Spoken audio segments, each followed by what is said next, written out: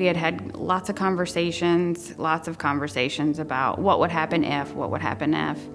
And then the if came, and then we went to the board, and they said, we're gonna close our doors. And I think we were supposed to close at the end of the day, Saturday, I think was the deal.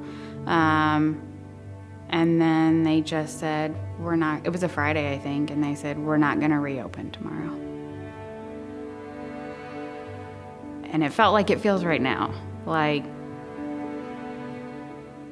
there's a hole. Already there's a hole.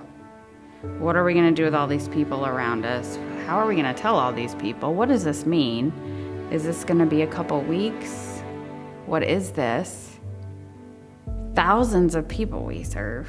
Thousands and thousands, and this is their life. Not only life for the staff and the teams, but our members who, some are 30-year members, and what is this?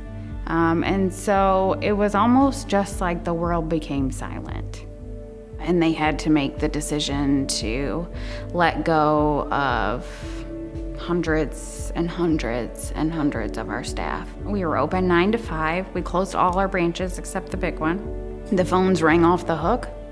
All we did all day was cancel memberships. And we knew that's what we had to do. People couldn't use the Y. But from the moment you turned on those phones at 9 a.m. till the moment you turned them off at 5, it was like you couldn't breathe. You literally could not breathe. So during this time, we figured out pretty quickly that schools closed. They didn't reopen, and that we needed emergency childcare, and we figured out how to do that.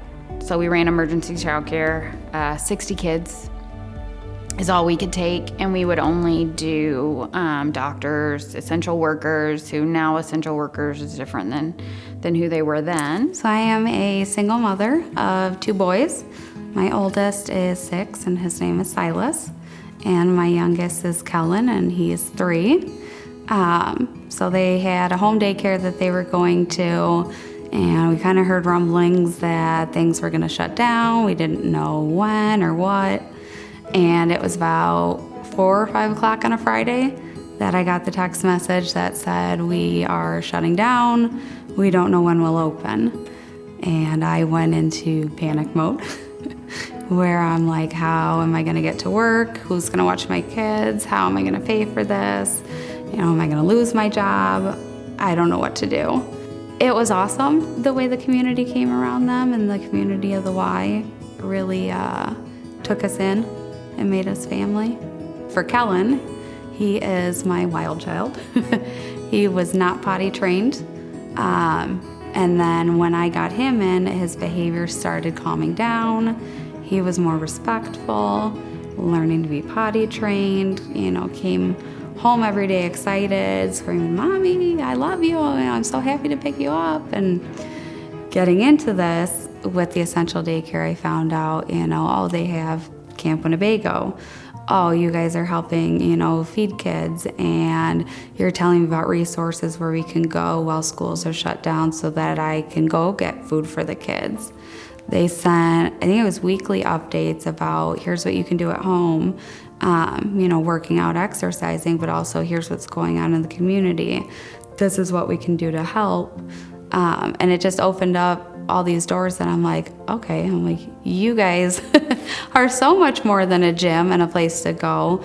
You're really about enriching kids' lives. It really was. It was life-changing, And then I remember being on a call one day and saying, we need to do something. We're the Y. Something, we can do something. And we decided that kids weren't going back to school.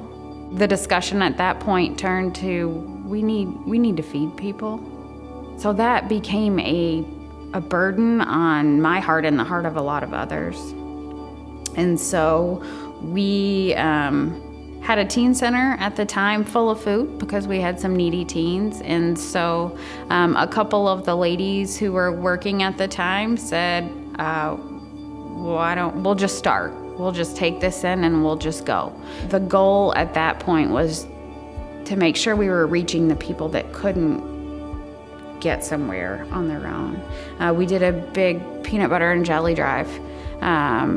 People, I can't even tell you, it was bizarre. We made a call the night before. I don't know where the people found bread, because they brought bread and they brought peanut butter and they brought jelly and they brought sandwich bags and they brought snacks, because we were running out of food. We were running out. We didn't have any more. And so they brought it in. We made sandwiches and we bagged them and we took them. We would load the trailer up. We'd go in the morning and load it up and distribute it to 2 different teams. And so one team would go one way pulling the trailer and the other team would go the other way.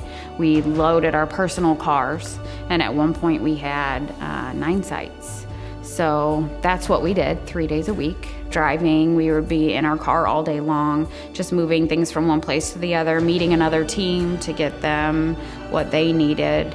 And it just got crazy to the point where we couldn't necessarily keep up. We as leaders had to do something crazy. We had to choose and make a decision. Is the Y gonna be here in Rockford when this is over? And that's really what those first weeks were. We had to protect the Y. It didn't matter if one of us was gone next. It did not matter. It didn't matter.